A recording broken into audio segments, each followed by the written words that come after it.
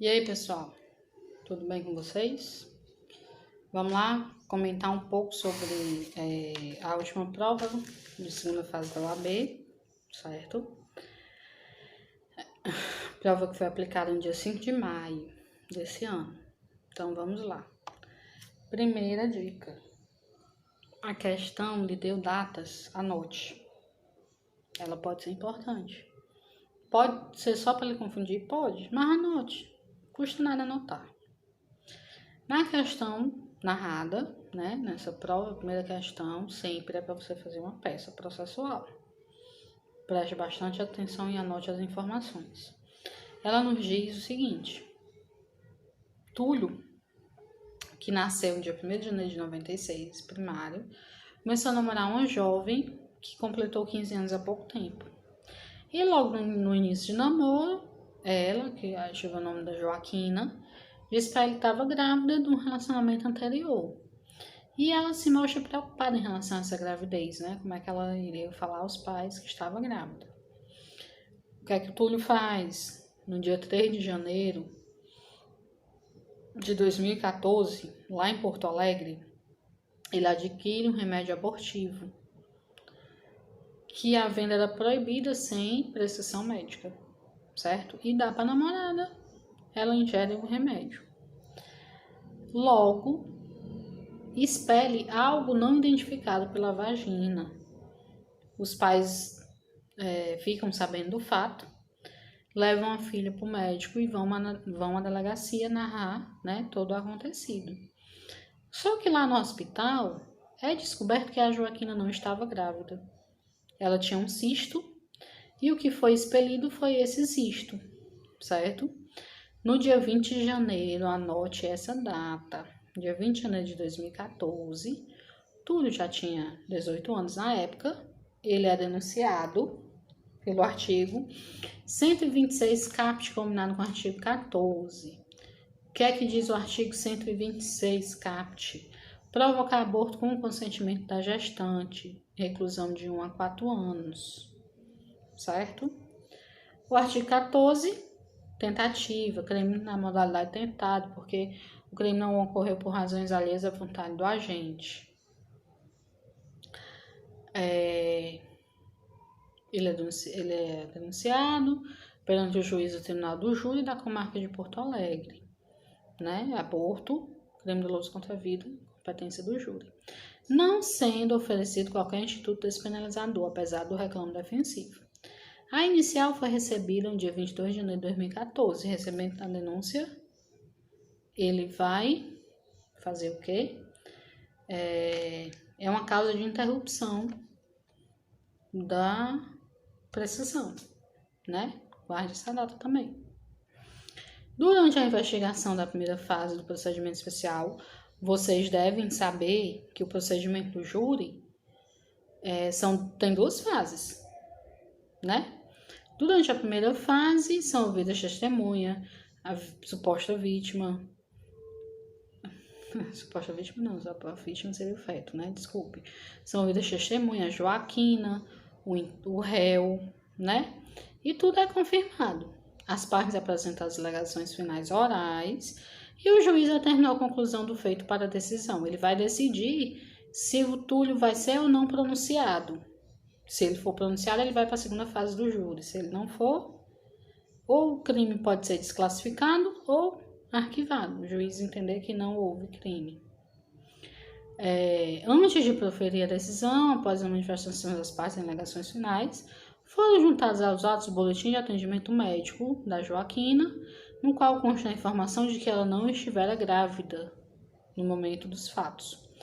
Aí juntaram as folhas de antecedentes de Túlio e o exame de corpo de delito, que indicava que o remédio utilizado não causara lesões na adolescente, certo? Aí, quando foi juntado isso, o magistrado proferiu decisão de pronúncia nos termos da denúncia, ou seja, Túlio foi pronunciado. Ele vai, em tese, passar pelo júri, certo? Vai ser julgado perante o tribunal do júri. Qual é a peça cabível? Você, como advogado, Túlio, você foi contactado pela família para ser advogado dele. Qual é a peça diferente de habeas corpus? Porque nessas questões sempre tem isso. Qual a peça diferente de habeas corpus? Habeas corpus, pessoal, qualquer pessoa pode fazer, não só advogado. Então, não seria interessante para a FGV cobrar um habeas corpus, né? Primeira coisa, qual a peça? Apelação? Não. Por que não é apelação? Apelação é quando o processo chega ao fim. Aqui o processo não chegou ao fim. Só a primeira fase foi finalizada. Ainda tem a segunda fase, que é o júri. Então, eu não posso apelar. O processo vai continuar. Eu, com base no artigo 581, inciso 4 do Código de Processo Penal, eu vou apresentar um recurso em sentido estrito. Que cabe recurso em sentido estrito quando o réu contra decisão de pronúncia do juiz, certo?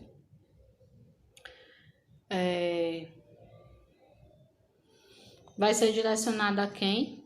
Tribunal de Justiça do Rio Grande do Sul, né? Porque na questão ele nos diz que foi lá em Porto Alegre. A petição de interposição deve ser formulada um pedido de retratação, ou seja, o juiz pode se retratar do equívoco que ele teve em pronunciar o réu. Se ele não se retratar, aí vai subir para o tribunal e o tribunal vai decidir, né? Espera-se que eles reconheçam que não houve crime.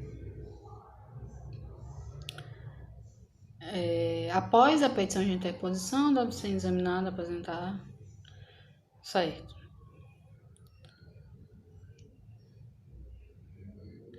Aí as razões recursais. Como é que você vai fazer as razões recursais? Primeira coisa que você deve falar aqui, prescrição. Por quê? Aqui você deve ter em mente o crime que ele foi denunciado, artigo 126, tem a pena abstrata de 1 a 4 anos a priori, a início, né? A princípio, a pena de 1 a 4 anos. Como é crime tentado, ainda vai ter uma diminuição, certo? Só que na época do fato, o Túlio tinha 18 anos. Como ele era menor de 21 anos, a prescrição ela vai correr pela metade. Nos crimes, se ainda não tem a pena, eu tenho que analisar a prescrição pela pena em abstrato. De 1 a 4 anos seria a prescrição em 8 anos. Se ela vai correr pela metade, fica 4 anos, certo? Aí eu vou analisar o que foi que fez ela interromper, certo? Eu vou olhar as datas. A denúncia foi recebida no dia 22 de janeiro de 2014. Recebimento da denúncia é uma causa de interrupção da prescrição. Aí você vai ver isso aí lá no artigo 117 do Código Penal, inciso 1. Durante a instrução passou mais de 4 anos, né? Ela durou mais de 4 anos. O agente não, certo. Aí, eu vou fazer a questão do prazo prescricional. Se a instrução durou mais de 4 anos, Túlio era menor de 21 anos na data do fato, ele tinha 18, então a prescrição vai correr pela metade, em vez de 8 vai ser 4. Então, prescreveu. Primeira coisa que você vai alegar. Prescrição da pretensão punitiva. O Estado não pode nem querer punir o Túlio, porque já prescreveu, já passou o tempo. O direito não acolhe aos que dormem, mesmo que esse seja o Estado, certo? Aí você vai dar uma olhada no artigo 117 do Código Penal, no artigo 115. Vocês têm que ter isso em mente, né? Por isso que eu disse, anotem as datas, certo?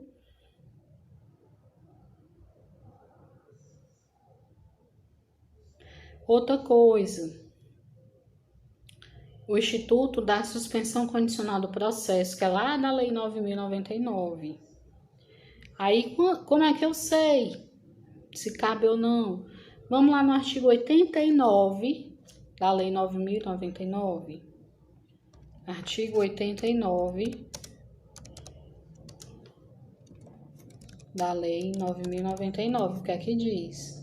Aí, nos crimes em que a pena mínima combinada foi igual ou inferior a 1 ano, abrangidas ou não por esta lei, o MP a oferecer a denúncia poderá propor a suspensão do processo, ou seja, eu vou olhar agora para a pena mínima, não é para a máxima. E quando ele diz assim, abrangidas ou não por esta lei, não precisa ser um crime que esteja na Lei 9.099, né? Porque ela não vai, a Lei 9.099, ela não vai prever crime, ela é uma lei que vai nos falar do procedimento de juizado especial. Então, os crimes que estão no Código Penal são abrangidos por isso aqui? São. Se a pena mínima for igual ou inferior a 1 ano, e aqui no artigo 126 diz que a pena é de 1 a 4 anos, o MP era obrigação do Ministério Público, ao oferecer a denúncia, ofertar a suspensão. Ele é réu primário. O MP tinha que ofertar isso aqui. Então, a primeira coisa que você vai alegar, prescrição. Não entendendo por isso, alegue a nulidade, porque o MP deveria ter sugerido, ter ofertado a suspensão do processo, a suspensão condicional. Aí ele vai ter que cumprir os requisitos da suspensão, mas aí, né, lá na hora dos requisitos, o MP vai oferecer a suspensão, né?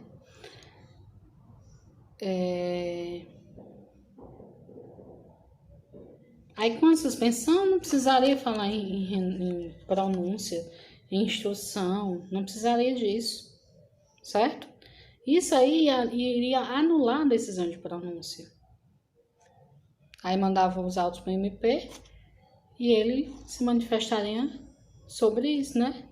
Fazer a proposta do benefício para o réu, certo?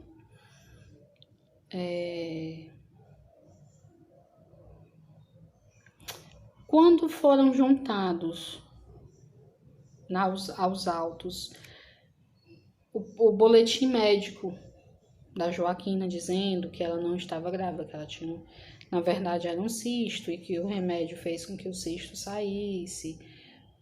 Foi juntado boletim de ocorrência, não. O laudo, né, o exame de corpo de delito dizendo que o remédio que ela tomou não fez nenhum mal a ela e outros documentos, o que era que o juiz era para ter feito? Mandado as partes se manifestarem. Não decidir de pronto. Ele teria que ouvir as partes, tanto a defesa como o MP, para então saber, né? Porque as partes já tinham, isso foi depois da instrução, mas foram juntados documentos. Então, assim, o juiz não deveria ter decidido de pronto pela pronúncia. Aí no mérito, o que é que tu vai falar? O fato é uma conduta atípica. Não tem crime aí. O Túlio não cometeu crime algum. Ele não pode ser condenado por ter feito com que a namorada expelisse um cisto que tinha nela. Isso não é crime, certo? Crime impossível, né? Aí a gente vai lá no artigo 17 do Código Penal, que vai falar que não se pune a tentativa quando por ineficácia absoluta do meio ou por absoluta impropriedade do objeto é impossível consumar o crime, certo? Crime impossível, não existe crime aí, entenderam? Então, aí você ia pedir, né, o provimento do recurso, o prazo, ele pediu no prazo final, 25 de junho, local, data e OAB. advogado de OAB. Você não bote seu nome e nem invente um número de OAB. Bote assim, advogado de OAB. Ponto. Passa-se para outra questão. Se eu não me lembrar de tudo. Na segunda fase, a gente briga contra o nosso nervosismo. A gente briga contra o nosso esquecimento.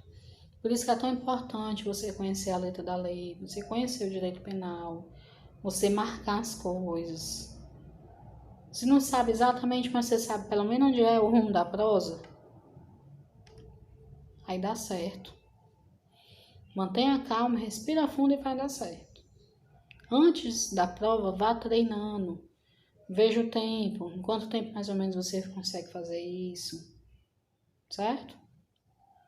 Cuidado com a grafia, cuidado com a caligrafia. Segunda questão. Mateus conduzia seu automóvel em alta velocidade. Em razão de manobra indevida, acabou por atropelar uma vítima, causando-lhe lesões corporais.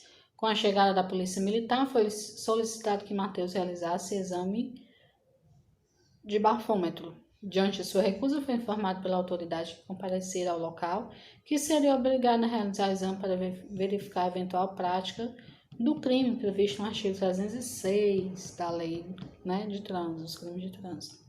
Diante da afirmativa da autoridade policial, Mateus, apesar de não desejar, se viu obrigado a realizar o teste de bafômetro. Após conclusão do inquérito com oitiva e representação da vítima, foi feito o encaminhamento ao MP, que ofereceu denúncia, imputando a Mateus a prática do crime do artigo 303 da Lei 9.053 de 97.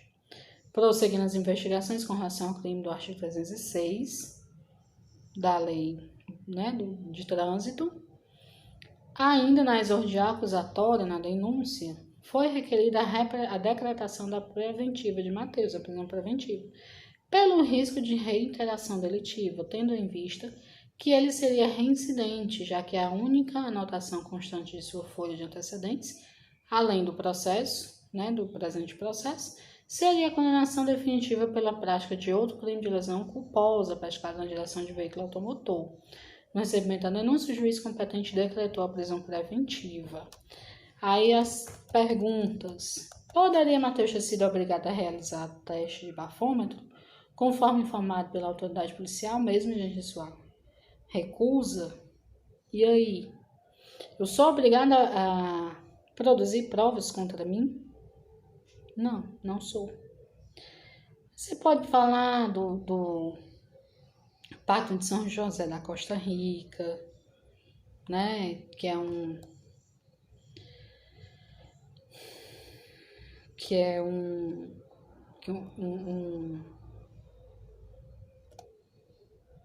Você pode falar da Constituição do Pacto de São José da Costa Rica, que o STF já disse que os tratados internacionais, eles estão abaixo da Constituição, mas estão acima das leis ordinárias, certo? E disse, olha, ele não é obrigado, certo? Não poderia ele ter sido obrigado a realizar teste nenhum, em respeito ao princípio de que ninguém é obrigado a produzir prova contra si. Aí você pode basear no diploma, no Pacto de São José da Costa Rica, citar que está lá escrito. Qual requerimento deveria ser formulado em busca da liberdade de Mateus diante da decisão do magistrado que decretou a preventiva em razão da sua reincidência? Vamos lá. Prisão preventiva. Código de Processo Penal, artigo 302, 313. Como é que quais as hipóteses de decretação da prisão preventiva? Garantia da ordem pública, da ordem econômica, conveniência da instrução criminal e segurar a aplicação da lei.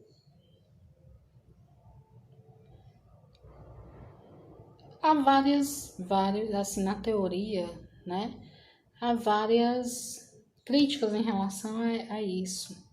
Seria garantia da ordem pública? Ele está ameaçando testemunha, ele pode fugir, mas são termos genéricos e por isso que tem algumas críticas em relação a isso. A prisão preventiva poderá ser decretada como garantia da ordem pública, conveniência da instituição criminal ou assegurar a aplicação da lei nos crimes inafiançáveis. O dele não é, né? Ou é? É. Nos crimes afiançáveis, quando se apurar no processo que o indiciado evadiu, ou quando, havendo dúvida sobre a sua identidade, não fornecia ou indicar elementos suficientes para esclarecê-la. A questão não diz que ele não tem residência fixa, que não tem um endereço, que não se sabe a identidade dele. Se sabe a identidade dele, se sabe onde encontrá-lo. A priori, não seria perigoso deixar ele solto. Nos crimes dolosos, o crime dele é doloso ou é culposo? Crime de trânsito, crime culposo. Ele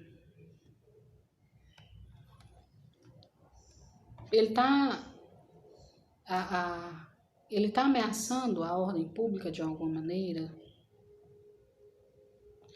Aí o que é que você ia pedir o quê? Você ia pedir uma revogação da preventiva ou você ia pedir um relaxamento de prisão? Relaxamento quando temos prisão o quê? Ilegal.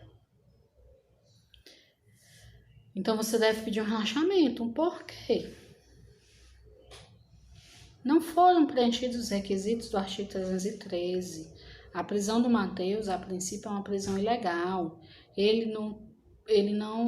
Se não foi preenchido os requisitos da prisão preventiva, então ela não pode ser decretada.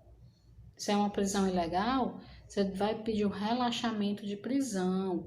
Aí você vai ter que ver lá na Constituição, né? Na Constituição Federal, artigo 5º, inciso 65, salvo engano, para basear o seu pedido de relaxamento. Mas aí você vai citar, você não vai fazer o pedido, a peça foi na primeira questão, aqui você vai só dizer que o crime que ele cometeu não é doloso, é um crime culposo, não tem pena máxima superior a 4 anos, né?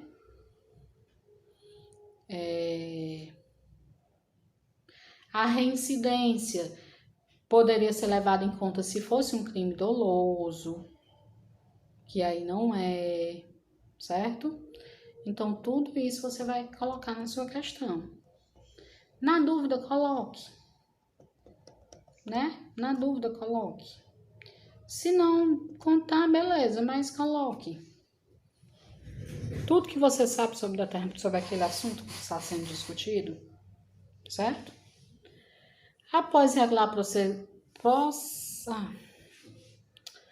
a outra questão, terceira, né, agora. Após regular processamento em que figurava na condição de réu solto, Hugo foi condenado pela prática de crime de apropriação indébita majorada ao cumprimento da pena de 1 ano e 6 meses de reclusão e 14 dias multa, sendo reconhecida a agravante da reincidência, tendo em vista que foi juntado aos autos folha de antecedentes a demonstrar trânsito em julgado, no ano anterior ao da prática de apropriação indébita, de condenação pelo crime de lesão corporal dolosa, praticada no contexto de violência doméstica familiar contra a mulher. No momento da sentença, considerando a reincidência, o magistrado aplicou o regime inicial fechado de cumprimento da pena. Destacou que, apesar de Hugo estar trabalhando e cuidando de filhos menores, não poderia substituir a pena privativa de liberdade por restritiva de direitos, por expressa vedação legal no caso de reincidência dolosa. Aí Hugo foi intimado, procura seu advogado para a adoção das medidas cabíveis. Você é o advogado dele, o que é que você vai fazer? Aí a letra A, né? Vamos lá. Diante da reincidência, de acordo com a jurisprudência do STJ, existe argumento a ser apresentado em sede de recurso, em busca da aplicação de regime inicial mais benéfico de cumprimento de pena? Aí o item B. É possível, em sede de recurso, buscar a substituição da pena privativa de liberdade por restritiva de direito? Todo você tem que justificar, né?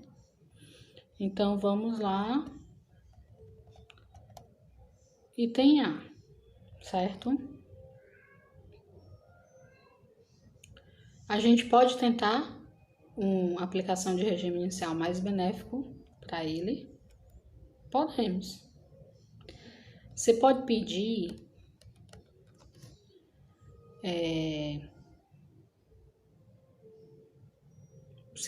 a substituição da pena privativa de liberdade por restritiva de direito, certo? Aí,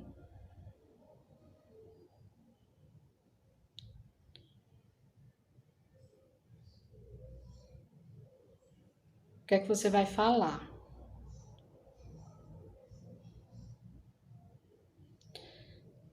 Qual foi a pena? O que é que você vai dizer? Qual foi a pena aplicada para ele? 1 ano e 6 meses. Foi menor de 4 anos. Isso quer dizer que as condições judiciais são favoráveis. Então, você vai pedir a aplicação do regime semiaberto. Aí você vai basear o seu pedido na súmula 269 do STJ.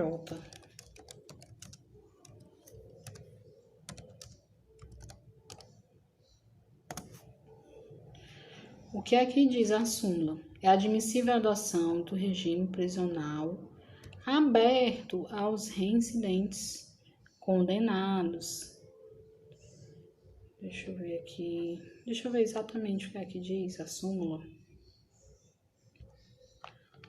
Súmula 269.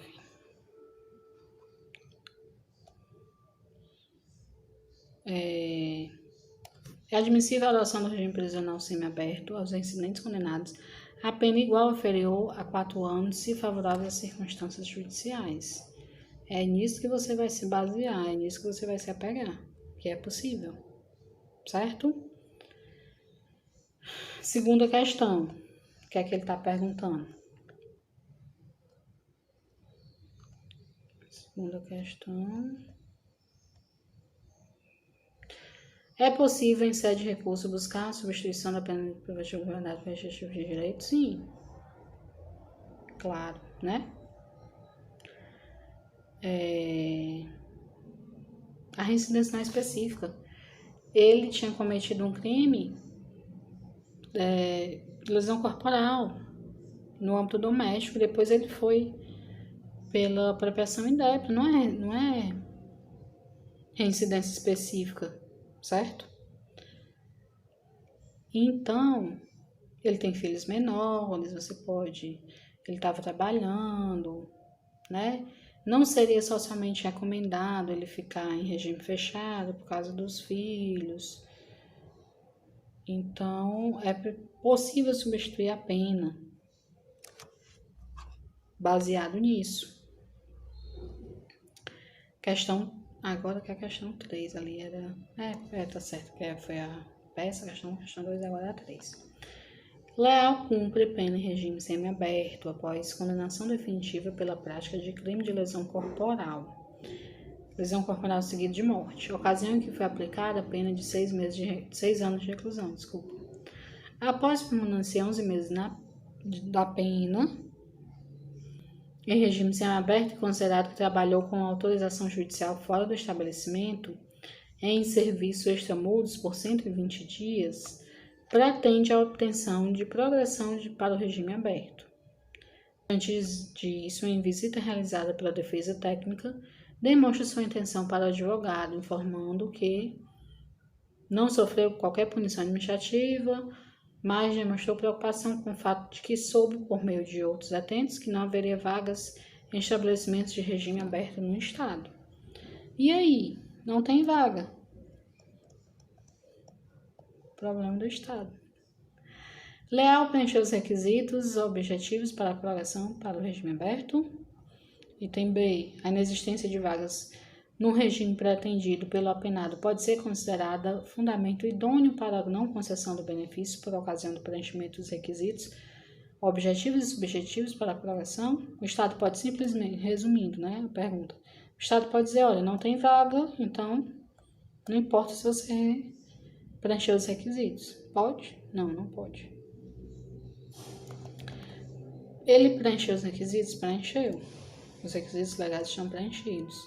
Aí você vai lá no artigo 112 da Lei 7.210 e vai dizer, ó, requisito objetivo para a correção de regime é o cumprimento de um sexto da pena.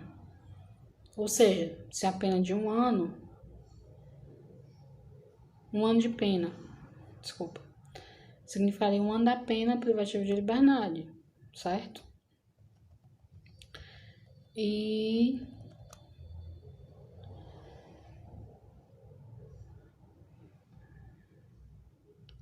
aí você pode falar também da súmula 562 do STJ, considerado como pena cumprido o tempo remido em razão do trabalho extraturno. Aí no item B está perguntando se o Estado, o Estado não tem vaga. E aí, problema do Estado, ele não pode permanecer em uma pena mais gravosa por uma inadequação do Estado. Ele não pode, ele vai pagar 2 vezes, ele já está pagando o que ele deve à sociedade. Se o Estado não está adequado para o benefício dele, ele não pode ficar numa pena mais gravosa por uma inadequação, essa palavra tá boa, por uma inadequação do Estado. Não.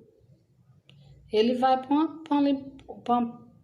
um regime mais favorável, mas ele não pode ser punido de novo por uma coisa que não foi ele, é um erro do Estado e não dele, entendeu? A lógica. Se concordamos ou não, isso aí é outra história. Mas você, como advogado de defesa, deve concordar.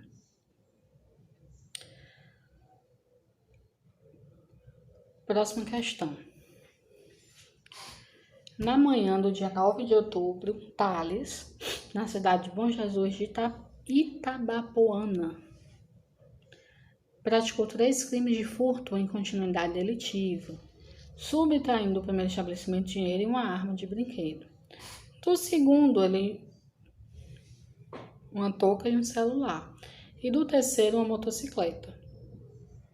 Da posse desses bens, Thales foi a outra cidade, abordou Joana,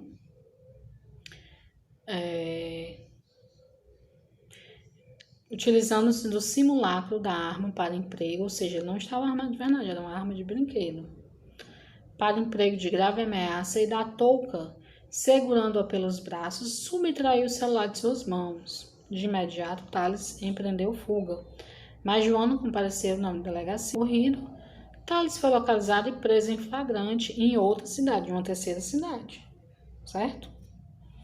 Ainda na posse dos bens da vítima e da motocicleta, Thiago.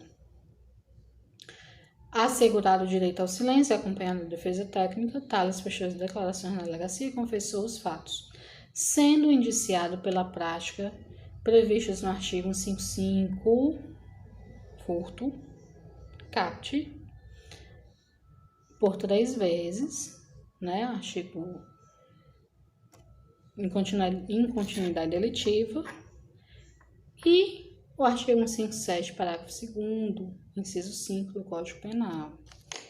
O que é que diz o artigo? Deixa eu ver aqui. 157.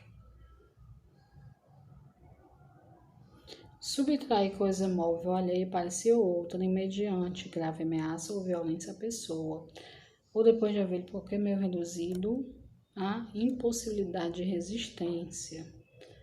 Esse é o caput. Parágrafo 2º. A pena aumenta-se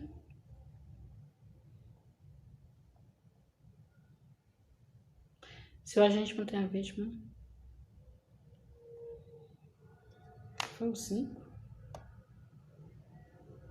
Preciso 5.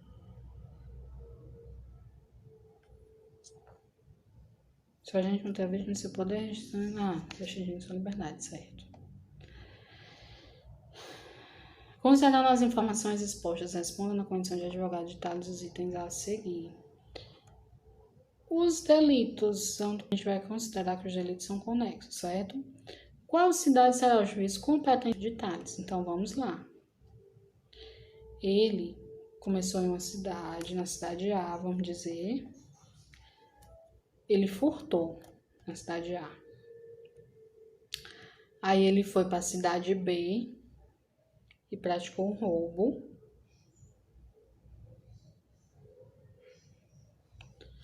E ele foi pego na cidade C, em São Fidélis. Onde é que ele tem... Onde é que ele vai ser julgado? Na cidade A, onde ele cometeu o furto. Na cidade B, onde ele cometeu um roubo. Ou na cidade C, onde ele foi capturado. Na cidade B. Porque o crime de roubo é mais grave do que o crime de furto. Certo? Então, é a cidade que vai ser competente para... A comarca competente para processar e julgar o Thales vai ser aonde foi a infração penal mais grave. Foi na cidade B. Certo? Aí você vai lá no artigo 78, inciso 2, a linha A do Código de Processo Penal. Para fundamentar isso que eu estou falando. Aí, ele foi denunciado no artigo 157, parágrafo 2º, inciso 5. Inciso 5 diz que quando tem restrição à liberdade da vítima. Se o agente mantém a vítima em seu poder, restringe sua liberdade. Só que se a gente for ver a questão, não existe isso. Ele não restringiu a vítima. Aí o item B diz assim: qual é o argumento de direito material para questionar a capitulação delitiva realizada pela autoridade policial? Justifique. Ele vai dizer exatamente. Você vai dizer exatamente. Não houve restrição da liberdade da vítima por tempo significativo. Ele segurou ela, segurou. Mas ele segurou ela e pegou o celular e foi-se embora. Ele não impediu ela de ir para canto nenhum. Ele segurou ela enquanto pegava o celular, enquanto tomava o celular. Então, não deve incidir o aumento de pena do inciso 5, certo? Esse aumento de pena deve ser afastado. Então, é isso. Por hoje foi isso. Eu espero que na próxima prova vocês interajam mais, certo? E vamos lá, vamos continuar estudando, força, não desista, é difícil estudar para a segunda fase. Tem horas que você vai ficar cansado, que você vai achar que não sabe de nada, mas está dando certo. Você vai conseguir. Muito treino, muita letra de lei. Confie no curso se você está fazendo curso, confie nos seus professores, façam simulados, vejam questões anteriores e estuda. Confia em Deus, confia em você e vai dar certo, tá? Até a próxima.